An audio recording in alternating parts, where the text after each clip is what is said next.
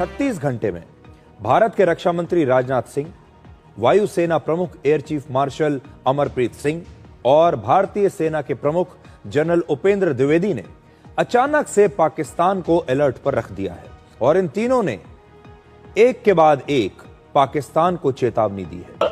General Dwivedi warning दे रहे थे कि पिछली बार जैसे हमने ऑपरेशन सिंदूर में बंद कर दिया था ऑपरेशन, इस बार बंद नहीं होगा। इस बार हम पाकिस्तान को आड़े हाथों लेंगे और पाकिस्तान को औकात दिखा देंगे।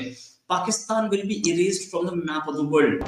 अगर सरक्रीक इलाके में पाकिस्तान की ओर से कोई भी हिमाकत की गई तो उसे ऐसा करारा जवाब मिलेगा कि इतिहास और भूगोल दोनों बदल जाएंगे। मेरे साथियों, पाकिस्तान को याद रखना चाहिए कि कराची का एक रास्ता क्रीक से ही होकर गुजरता है।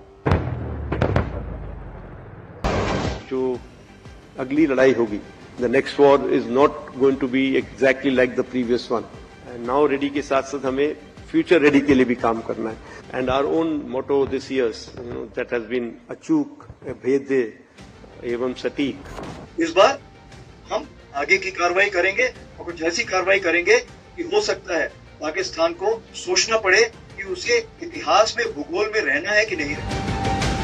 के राजनाथ सिंह साहब ने एक स्टेटमेंट जो दिया है जिसका काफी जिसके बारे में फिर भारत की तरफ से भारत के सेना प्रमुख और भारत के रक्षा मंत्री और उसके बाद में भारतीय एयरफोर्स के प्रमुख सभी ने लगभग जो है पाकिस्तान को इस 24 घंटे के अंदर वार्निंग दे दी है एक बार फिर से, और फिर से बोल दिया है कि अगर आपका इन्वॉल्वमेंट किसी भी टेरर एक्टिविटी में आया तो हम ठोकेंगे, और इस बार ऑपरेशन सिंदूर की तरह संयम बरत कर नहीं ठोकेंगे, बहुत बुरी तरीके से ठोकेंगे और इतना ठोकेंगे कि फिर आपका हो सकता है कि इतिहास और भूगोल सब बदल जाए। अब इतना कहना, उधर पाकिस्तान में जो है आप जानते ही हैं कि हमारे ऊपर तो उनकी हमेशा निगरानी होती है और उधर जो है तुरंत हल्ला मचना शुरू हो गया है, क्योंकि वो हमेशा जो है अपने लोगों को वार्न किया करते हैं, इंडिया के बारे में धमकियां लगाया करते हैं, अपने ही लोगों को बताते रहते हैं कि हम पर अब इंडिया हमला करने वाला है, हम पर अब इजराइल हमला करने वाला है, हम पर इंडिया और इजराइल मिलकर हमला करने वाले हैं, हम पर फलाना देश आकर आक्रमण करने वाला है। मतलब कि उनकी मीडिया पर आप जाकर देखेंगे तो 24 घंटे में कम से कम 10 न्यूज ऐसी निकलेगी जिसमें कि वो सिर्फ ये बता रहे हैं अपने लोगों को कि इंडिया या इजराइल या दोनों मिलकर या कोई अन्य कंट्री हम पर जो है अपना निशाना लगा रहा है, हमको दागने आ रहा है, हमको बर्बाद करने वाला। फिर उसके बाद यही लोग बोलेंगे नहीं, हमारे मेजर और हमारे जर्नल कर्नल सब बैठे हुए हैं कट्टा लगाए और जो है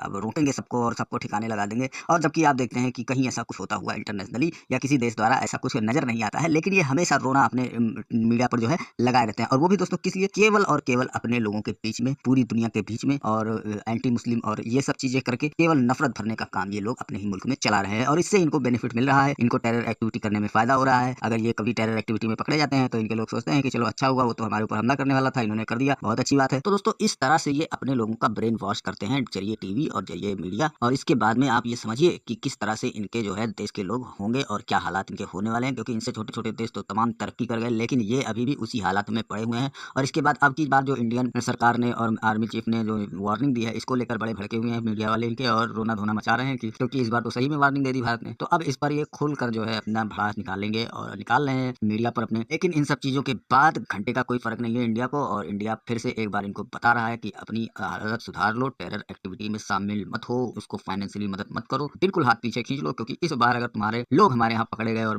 किसी टेरर एक्टिविटी में तो फिर तुम्हारी खैर नहीं होने वाली है। तो चलिए चलते हैं वीडियो की ओर और देखते हैं पूरा मामला। वीडियो पसंद आए तो लाइक करें, चैनल को सब्सक्राइब करें। उसी के साथ साथ आपके जो एयर चीफ है उन्होंने भी कह दिया है कि उन्होंने भी कोई जहाज गिराने की बात कर दी है, जो हमारे यहाँ एक खलबली सी मच गई है। और सिर्फ इंडियन आर्मी के चीफ ही नहीं, ऑपरेशन सिंदूर में भारतीय एयरक्राफ्ट को मार गिराने के दावों पर आज वायुसेना प्रमुख ने भी पहली बार पाकिस्तान और हमारे अपने ही देश के सबूत गैंग को करारा जवाब दिया है।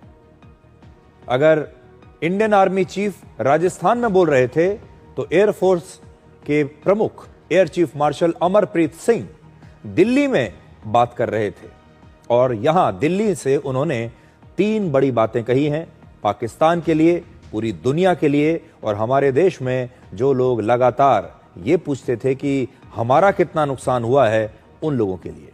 तो पहली बड़ी बात आप सुनिए, उन्होंने कहा है कि अगर पाकिस्तान ये सोचता है फाइटर जेट्स को गिराया है, तो वो उनका ये कहना है भारतीय एयरफोर्स चीफ का कि ये मनोहर कहानियों की तरह मनगढ़ंत कहानियां हैं जो पाकिस्तान पूरी दुनिया को सुना रहा है। इसका मतलब क्या है? पाकिस्तान खत्म हो जाएगा, और पाकिस्तान खत्म हो जाएगा तो क्या हमारी पूरी तैयारी है। साथ में ये भी कि अगर आर्मी चीफ वो मैटर बहुत सीरियस है। ये जो चीफ साहब ने टिप्पणी की है उनका मतलब ये है कि disintegration of Pakistan, we are not referring to use of nuclear weapon या ऐसा कुछ सीन नहीं है। He never even meant to say anything in that context. His clear cut message was disintegration of Pakistan will result in no more of Pakistan. Pakistan की समस्या ये है ना कि वो इंडिया को या तो समझना नहीं चाहते, या मतलब उनको ऐसा उनको ट्रेन ही किया गया है कि वो हर चीज का गलत मतलब निकालें। देखिए ये कंडीशन बार बार इंडिया कह रहा है, इफ अगर पाकिस्तान सर क्रीक के ऊपर अगर कोई ऐसा प्लान बनाता है तो अगर पाकिस्तान की तरफ से कोई शुरुआत नहीं होती तो इंडिया को क्या कीड़ा ने काटा। भाई हमने बार बार कह दिया कि हम आपको एक्सेप्ट करते हैं। पाकिस्तान पहले कहता था कि हमने 5 फाइटर जेट्स भारत के गिरा दिए।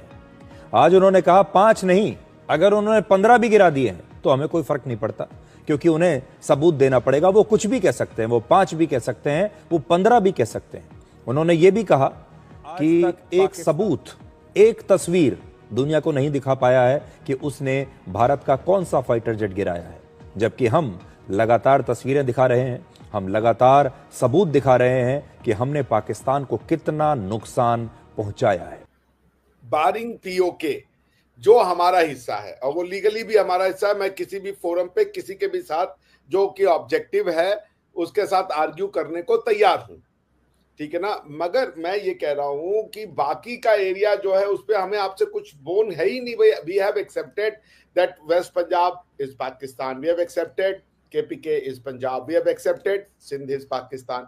अब हम और क्या एक्सेप्ट कर ले? आप क्या ये भी पढ़ाएंगे कि हम बन गए, ये हिंदू हमको मानते नहीं है, हदस रखते हैं? तो ये जानबूझ करके अगर डरना ही है सिर्फ कि जस्ट पिन पॉइंट करो जो कि हमें डरा करके रखे, तो फिर ऐसी देश का क्या फायदा, ऐसे न्यूक्लियर वेपन का क्या फायदा जो आप जिससे डर ही रहे हो। भैया पाकिस्तान बन गया, पहले अगर मुसलमान साथ में रहते तो डर के रहते, हम अपने हिसाब से जीना चाहते हैं, हमें तो आजादी चाहिए, स्वतंत्रता चाहिए, चलिए जी मिल गया, ओह अब हमें। अरे भाई ऐसा क्या चीज है कि आप डरे ही जा रहे हो? वो टूट जाएगा, बलूचिस्तान अलग हो जाएगा, खैबर पख्तूनख्वा अलग हो जाएगा और तीसरा पीओजे के अपना अलग हो जाएगा।